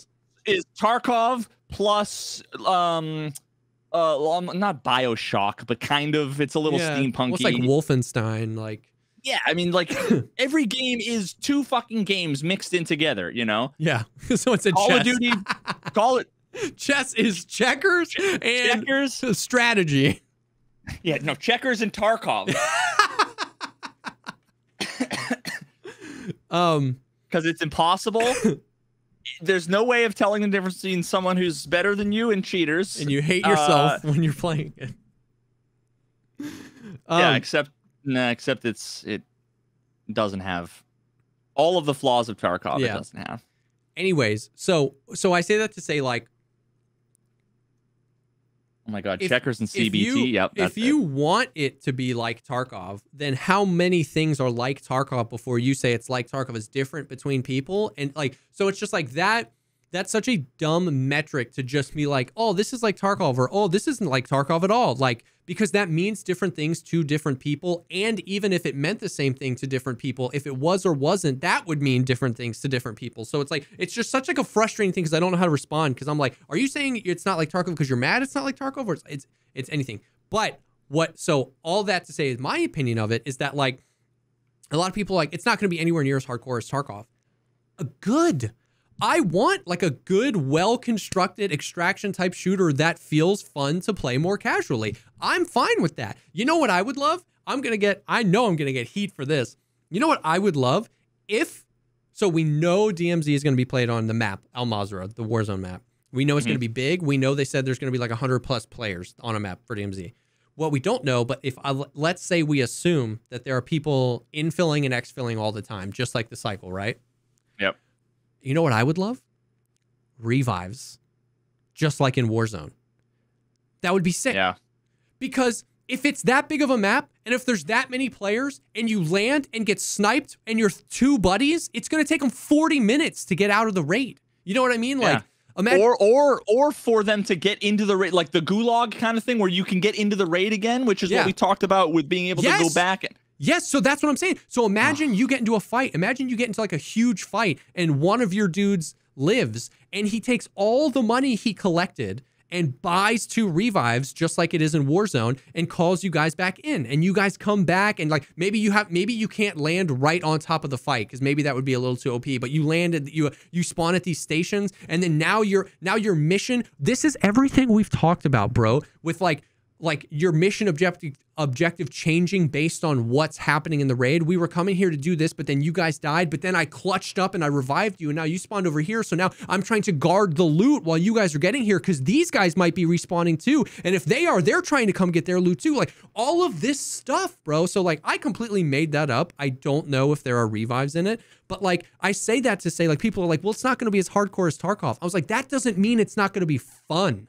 You know what I mean? Like, it could be insanely fun with a mini map, with revives. Like, it still could be a cool extraction shooter where it was tense and stressful, just in a different way. Not because I was worried that a scav was going to SKS me from 300 meters, but because, you know, just the tension of all that stuff. I don't know. So I made that up, and I don't know if that's going to be in the game, but it was just to make a point that, like, if it's not like Tarkov, if it's not as hardcore as Tarkov, it doesn't mean it's bad. If it's not fun to play, if it's unintuitive, and if there's no carrot at the end of the stick, if it doesn't convince you that you need to keep playing to get the stuff, then it will be bad, and it could very well be bad. But like some of this stuff, man, seems like it could be interesting. So you know what the revive, like the whole idea of revives or the ability to somehow spawn into the same raid, as long as it's done right, and you don't like. You can't just instantly spawn in right next to the person. But there's some sort of like a little bit of inconvenience, but it's different than the other person has to get out. You wait in your stash, you know, whatever. You can constantly be playing with your friends with only a little bit of downtime and a little bit of inconvenience, but there's strategy and, you know, whatever. The difference to me is almost like, did you ever play Hold'em? Poker, Texas Hold'em? Okay, yeah. I was like, is that a video game? I know that like World Poker Tour was like a big thing when I was like 14. It like blew up. But I have no idea if that was like, if that lingered on when you got older, like World or not. Wait, World Poker Tour? Yeah, I used to watch that. Yeah, I just know it was huge. It was like the thing everybody was watching. You know, I'd be sitting there with all my buddies, wearing sunglasses indoors, playing fucking poker. You know, that's so funny. But like, it's almost like it's like playing No Limit Hold'em in a tournament, but you have the ability to like rebuy in. So if you go all in, when you get knocked out, it's like you're out of the fun. You have no way of getting it back, and it sucks if you're like a better poker player, you got unlucky, you know, whatever. Like the ability to buy back in to potentially get your winnings back, you know, and whatever. Yeah. I feel like that's just what, I don't know why. That's just the feeling I got when I was thinking about being able to actually keep playing. It's like buying back into a poker game where, you know, if you keep buying in, you keep losing. Yeah, I mean, it's probably not the greatest thing in the world. Yeah, but at the same time, it's like we'd be playing, you know, $5 poker games or whatever, and it was like, if I had the chance to spend $5 to just have fun, even if I lost the $5, it's still cheaper than if we went to the fucking movies. Yep. But instead, I have to sit out and I don't get to participate. And it's punishment enough that I lost the money and lost the game. Now I don't get to play anymore, you know? Yep. So anyway. So it's interesting stuff, man. Like, absolutely. I feel like we're at a place where you have to like justify just like wanting a game to succeed. Like, you know what I mean? Like, I've got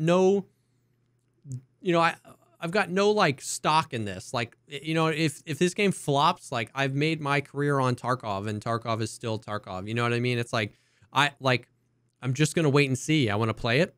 I want to see how it is.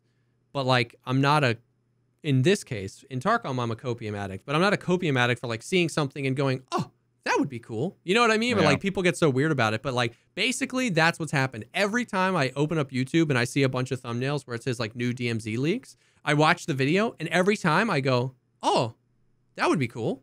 You know what I mean? Every time. So naturally, as a video gamer, I'm excited to play DMZ. I'm not convinced it's going to change my life or be the best game ever. I'm just like, that's cool. Yeah. Because like, it has things, a lot of the games, like, you know, a lot of the copycats that didn't succeed were just like felt like they were being copycats. But like, the big thing for me that draws me in is like, it's the open world. It's like one big map with 100 or more players. Like, that is what. But see, no, there were a million copycats with BRs though, but there really weren't that many looter shooter copycats. Yeah, correct. There weren't like, a ton. And people have been saying for years now, literally 5 years, I wish a AAA company would just come out and make Tarkov right. Yeah, for years. Yeah. Thousands and thousands and thousands of people have been saying it. Yeah, and it's only in the last couple of years that's obviously been, with the rise of Tarkov, obviously been something that's financially worthwhile for a company to develop. For everybody that's like whining that like DMZ is not going to be as hardcore as Tarkov, like Tarkov's not going to be as hardcore as Tarkov. The big thing they announced this summer was Arena, an arena shooter where you just like spawn, you just have like infinite kits, you know what I mean, or whatever. Like it's like the main game, but it's like it's just, I don't know, it's just it's interesting. But I completely agree. So I want it to succeed. It looks kind of cool. I have no idea. It could suck, but all the leaks make me go, hey, that's kind of cool. Yep. And then other than that, it's like Dark and Darker is coming out this weekend. We already talked about it, but I was interested to try that out. I played Marauders a few times. I actually I played Marauders again because it's like out in early access now. We played it was in like alpha or something, and now it's like in early access. It's just like you're going to be able to play Marauders whenever you want. And I played it the other day, and I actually had a lot of fun. It was like super fun. But like that's pretty cool. I'm interested to just like see how that game goes. You know what I mean? Yeah. I need to give it another try because when we played it, we played for a bit and then I think you had to leave and then I played solo for a while, and I think like after going back to playing solo and then just being like tired after a long stream, I just ended up dying over and over again to like the bots. Yeah. And it ended up being like, I was like, I don't know. There were just so many aspects of it that I need to give it another try, basically, I think. And even then, the other day when I played it and I had a bunch of fun, I still wasn't like, I see myself sinking 1,000 hours into this game. You know what I mean? It was just like casual fun. But I follow them on Twitter, and they like tweeted out their like roadmap on like stuff that they want to add, and like they want to add some really cool stuff like raids, kind of like how once again, like the Cycle Frontier is a game I always come back to where like every single thing about that game I think is cool, but I don't ever want to play it. And I don't know why that is. Like I don't want to play the game and I don't know why. But like I've watched videos of a few people that like the thumbnail got me. It was like end game cycle raid. And it was like they go into a normal raid, and then you have to put this super expensive thing down, and it calls in a laser drill, and the laser drill literally smashes through the ground, and then anybody at this point can now hop in, but these guys hopped in, and then you go through an underground level and maze, no loading screen, where there's waves of enemies, and you get to like a crazy boss, and you kill this boss, and it took them 30 minutes to kill the boss, and then they all got the loot, and now you have to retrace your steps, hop out of the hole, and extract. And I was like, that's so sick. I didn't really want to play, but like, I'll have to, but that was cool. So like the Marauders like had kind of talked about like their kind of version of like a raid as well. So some cool stuff. But yeah, it was pretty cool. Huh. But I talked to the devs a bunch. We had at TwitchCon, we had a really interesting conversation with the guys. They seem really cool, and they do seem really cool. Yeah, so maybe if I play it, and it pulls me in, I'm back in a space where I'm like legit, like straight up depressed, in that I feel like there's just nothing. Yeah, there's nothing that like is calling me right now. I see like chess is like the thing that has the potential that I could dedicate infinite amounts of time. You know what I mean? Like, but I'm literally 30 years late, These kids usually start when they're 4 and they're grandmasters by 14, but not that even really matters. Wouldn't need to be like high level, but it's like, if I really want to keep playing chess, I'm going to have to get better, and getting better at chess, it actually involves a lot of like kind of studying. Yeah, I believe that. So yeah, but otherwise, like last night, I lost a bunch of games, and I was like, I just had nothing to like switch to. Yeah, I'm like, I played Valorant for a while, and Valorant's one of those games where, whenever I take long breaks from CS:GO or from Valorant, they have a very specific movement style, and crosshair placement is like is everything, because everybody will peek and headshot you pixel perfect, and that all has to do with like peeking timings and knowing where people are going to be and map knowledge. And it's like, not having played in a year, I just don't have that. Yep. So I'm like super awkward. I don't remember all the hotkeys, and it's not even like CS:GO. You have like fucking in Valorant, like teleportation and flashbang skills, and there's just a whole bunch of other stuff on top of it. I'm like, oh god, I played like 2 or 3 games. It was fun, and I got our asses kicked. But it's like, like that. Yeah. In order to like really have fun with it, I would need to get into it again. I can't get into Valorant because. Yeah, I just don't know, man. We'll see. Like, I'm kind of worried. You know, KSP could be the greatest thing that ever happens to me, and you know, at the same time, it could also be like, oh, you know, I don't know. Yeah, so yeah. I'm crossing my fingers, man. I guess we'll see, but I really need something. I was going to switch to this, but then the Halloween event came. But like, I've kind of been interested in checking out DayZ again. Clean has been playing, it's called the Stalker Z server, and it's a DayZ server that basically tried to like create Stalker. And like that was always my big thing with Stalker, is it looks so cool, but it's not like an online game. There's not other people.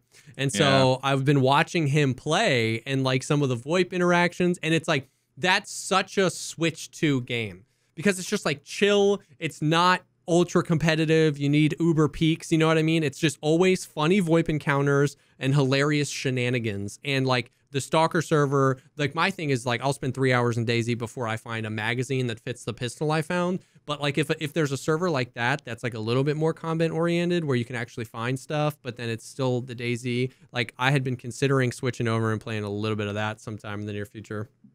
Yeah, DayZ was cool when I played it. My only issue was I just didn't know like what's my goal, like what am I trying to do, because like I know that there's all kinds of servers with all kinds of custom, you know, mods or whatever, where there's like traders and you can build giant, you know, I mean the JLK videos, right? You can Unreal. You can have all these epic, and I'm like, honestly, that doesn't like. Again, it's something that you need to invest a bunch of time into, like learning these maps, amassing gear to then do all. And I'm like, whenever I played it in the short amount of time that I put into it, it was like wander around.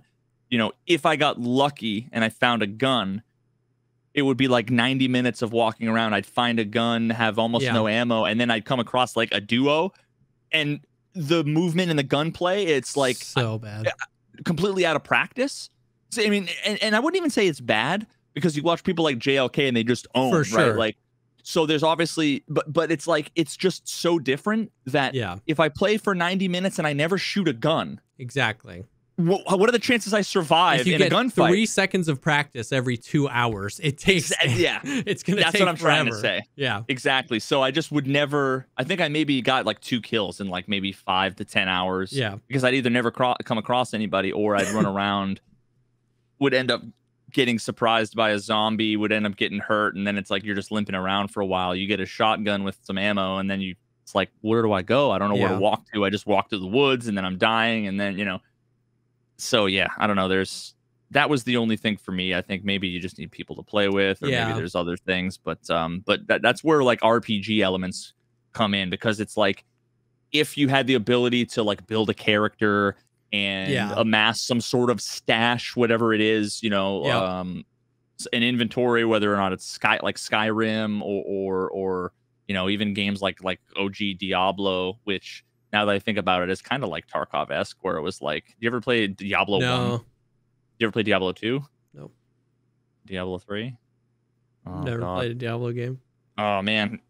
Yeah, I remember playing Diablo 1, and it was like, you start off on the surface level, and you kind of, you know, once you play Diablo 2 and you can run and then teleport, and then I played Diablo 2 first, then going back and playing Diablo 1, and you walk everywhere, and it's like, it would take like 30 seconds to go from like where you buy a potion to like where you enter like the dungeon level 1. So it was just like click, walks over, and it's like, oh, there's no run.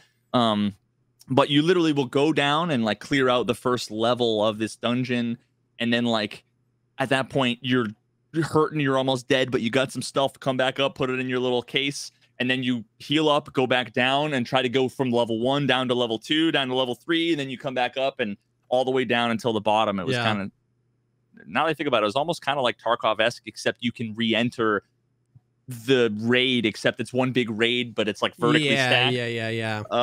Rather than Diablo. You heard it here first. Diablo 1 was the first Tarkov. It was the OG Tarkov. Yeah, that's cool. Anyway, but yeah, so that's it. Not a whole lot going on in Tarkov.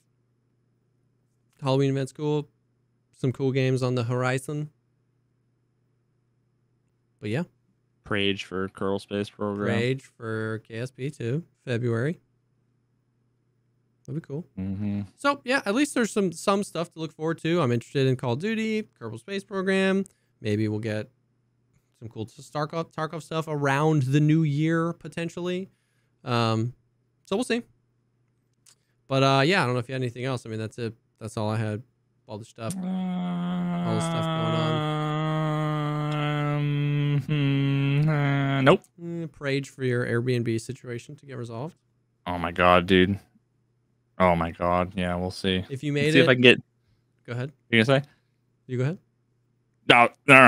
I was just gonna say, if you made it this far in the podcast, the secret comment is you have to pick either Team Kevin or Team Steve. I think those are the two names. So pick one. Team Kevin or Team Steve. What? Remember I said Kevin? I remember Kevin, but where'd Steve come from? I said Kevin was begging for an event, and so the event's here. So Kevin's having fun. Steve didn't care about events, and now Steve's complaining. So Team Kevin or Team Steve? Type down in the comments. Team Edward, I'm Team Bella. Now we're back to Twilight. I'm Team Bella. Now we're back to the Twilight cast. Can we get a hashtag Bella Stan? That's the third team. Hashtag Bella Stan. For those who feel me. Kevin, Steve, or Bella. Yep. Well, thank you guys so much for hanging. Everyone that was here with us live. This will be live early next week on all the podcast platforms, YouTube, all the shenanigans. Thank you guys for the support recently. And yeah, hopefully we'll see some cool shenanigans happening this fall and early next year in gaming. But yeah, thanks for hanging, and we will definitely see y'all on the next one. Peace.